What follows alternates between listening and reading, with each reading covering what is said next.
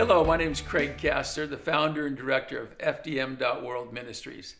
The last 32 years has been a great adventure and a tremendous blessing to be used by God to minister to many men and families, not only here, but around the world. In Malachi 4, 5, and 6, it says, "Behold, I will send you Elisha, the prophet, before the coming great and dreadful day of the Lord.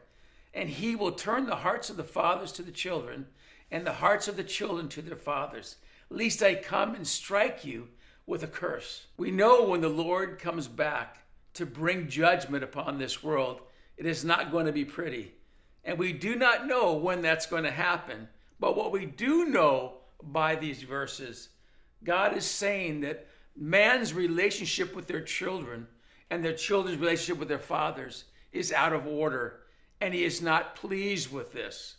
One of the lies many men believe today is that as long as we're doing our best and because we're under God's grace, it does not matter if we are doing exactly what God wants us to do as fathers.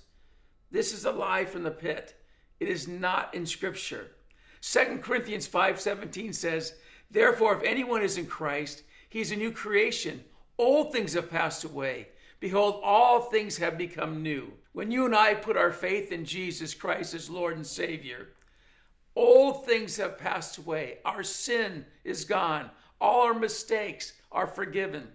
But also all of our old ways of doing things. He says that we have become new. That means we are now created by God to walk in righteousness according to his will, knowing what he wants us to do and having the grace through the power of the Holy Spirit to do it. If most Christian men were walking in this truth today as fathers, this curse that we read in Malachi would not be necessary. This is what 2 Corinthians 5:17 says. "Therefore, if anyone is in Christ, he's a new creation. All things have passed away. Behold, all things have become new." Man, this is so important for us to know what God's plan and purpose of our creation was. When you go back to Genesis 2, in verse 8, it says, "The Lord God planted a garden eastward of Eden, and there he put the man whom he had formed." God made this beautiful garden, and he placed it with us within that to do something. And in verses 9 through 14, he gives us this wonderful description of this beautiful place. Adam did not just go on a stroll and come across this garden and say to himself, "This looks like a good place for me to dwell. I'm going to stay here with this beauty." It's not that way. God placed him there as he has placed us here to tend and to do something and know his divine purpose for us as men. And Genesis 2:15 says, "Then the Lord God took the man and put him in the Garden of Eden to tend and to keep it." This verse is a key of knowing this purpose, gentlemen. God said to men, we are to be tenders and keepers of what he's given us. This word tend in Hebrew is abad. It means to work, to serve, to minister, and to cultivate. To keep it means in the Hebrew is shamar. To have charge over, to lead, to watch over, to preserve, to pay attention to guard and protect. Adam was placed here in this garden to do his will, to tend to the creation according to his will, and his instructions in how to do it, not in his own way, but in God's way. The word caretaker is a good word that helps us understand our purpose. It means a person employed to look after something in the owner's absence. Who are we owned by? Jesus Christ. He is not absent. He dwells within us. But we are here to be his feet and hands, to be his ambassadors, to be doing his will as men, as caretakers. Men, God created you to have fellowship with him and to be caretakers of everything he's given to your hands to look after. But what if you did not have an example? What if you did not have any man show you how to do this? How would you know? You would not. And most men today have never had that godly example. This is why it's so important for us as a church to be about making disciples and training and discipling them and how to do things God's way. Adam did not yield to God's instructions. How did that work out for us? The effects of this world is devastating. Death, sickness, disease. I mean, it's been just terrible what God has allowed to happen from the sin of one man. And you need to understand that divine appointment God's placed upon you. That influence has been great, and he wants you to use it to bring honor and glory to him. Satan is doing everything he can to convince men of your insignificance. This is a lie. You need to understand that God has appointed you with a divine appointment to lead and to be his caretakers. Don't let Satan lie to you. No matter what mistakes that you've made, God says you are a new creation. He wants to start over with each of us. In Revelation chapter 3, God gives us a description of what we'd be witnessing within the church. So if you have a Bible, turn there. Let's look at a few verses together. And as we do go through these verses, examine yourself. Let the Holy Spirit speak to where you fit within these verses. He says here in verse 14 through 17, "And to the angels of the church of Laodicea write, These things says the Amen, the faithful and true witness, the beginning of the creation of God. I know your works, that you are neither cold nor hot. I could wish that you were cold or hot. So then, because you are lukewarm and neither cold nor hot, I will vomit you out of my mouth.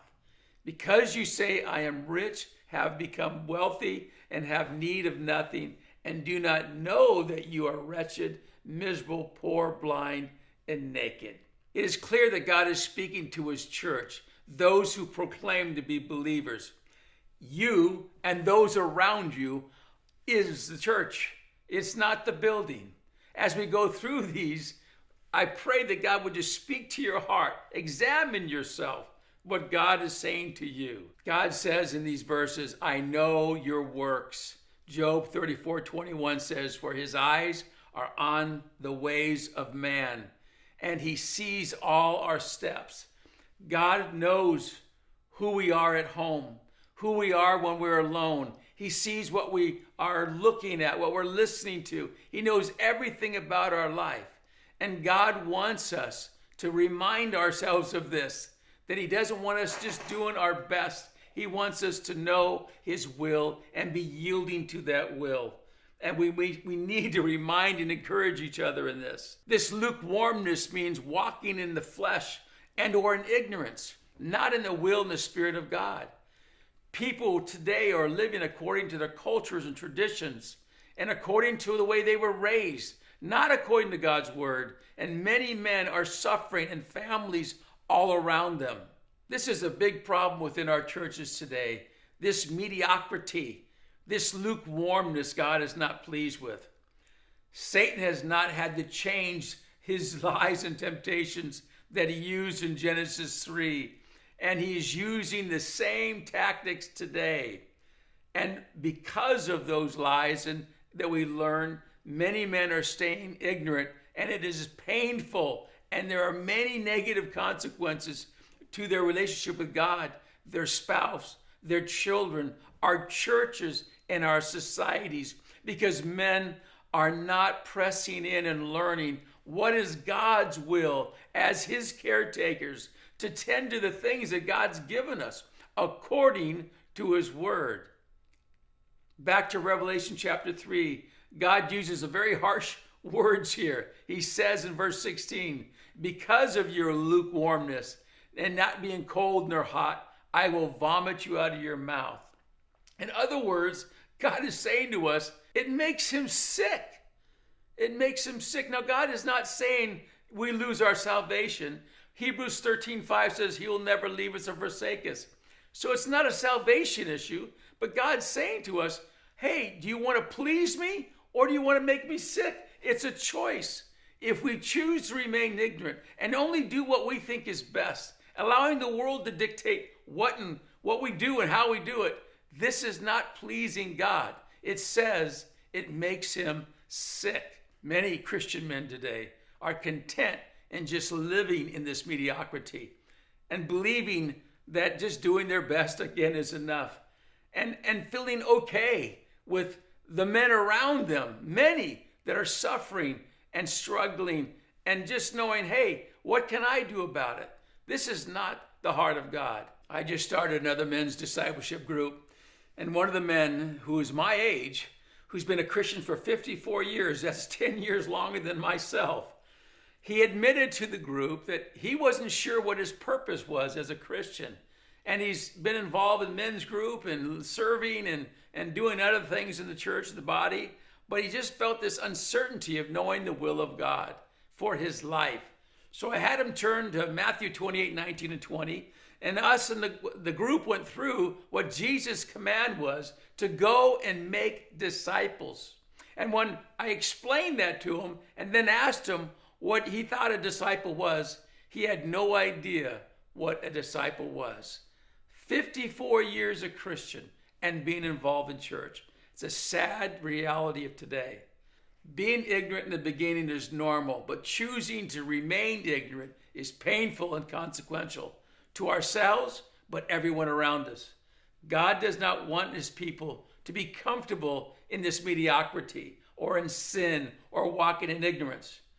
Pastors and each of us need to create an atmosphere around us that would stir people unto holiness. 2 Timothy 4, 3 through 4 says, "For a time will come when they will not endure sound doctrine, but according to their desires, because they have itchy ears, they will heap up for themselves teachers, and they will turn their ears away from the truth and be turned aside to fables." This is that time. The itchy ears mean the carnality in the baby Christians will be dictating to how we do church instead of the Word of God.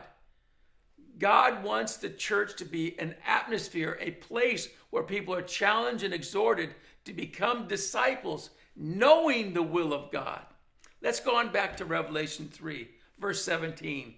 "Because you say, I am rich and become wealthy and have need of nothing, and do not know that you are wretched, miserable, poor, blind, and naked."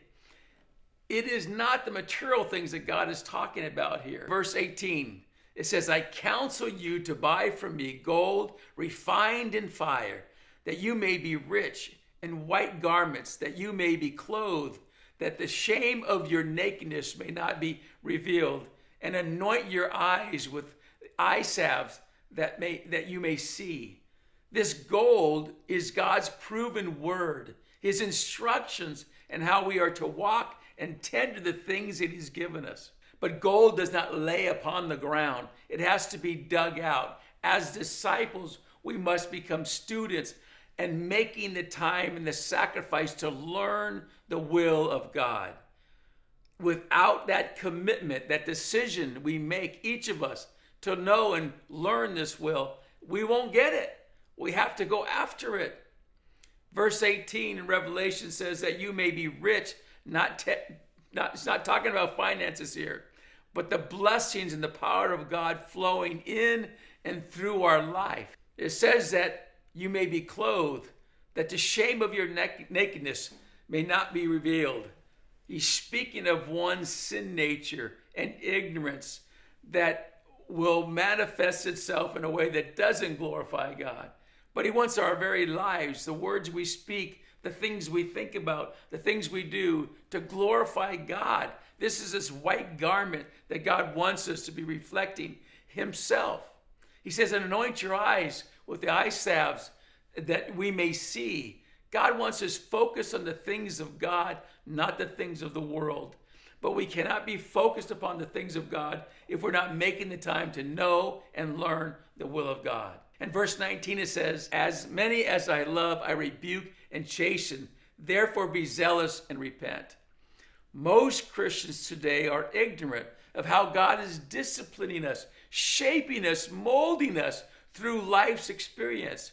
Most people don't know how to repent when God brings revelation to our sin, how to confess it to him, how to go to that person that has been affected by our sin, asking for forgiveness. Then and only then can we witness this transforming power that God has for us. But if a man remains ignorant to the will of God, he doesn't know when and how to repent. And by doing so, this transformation that God wants will not happen. And many men are not experiencing this transforming power, this sanctification that God wants. And this is why God says, this makes him sick. In Revelation 3:20, behold, I stand at the door and knock.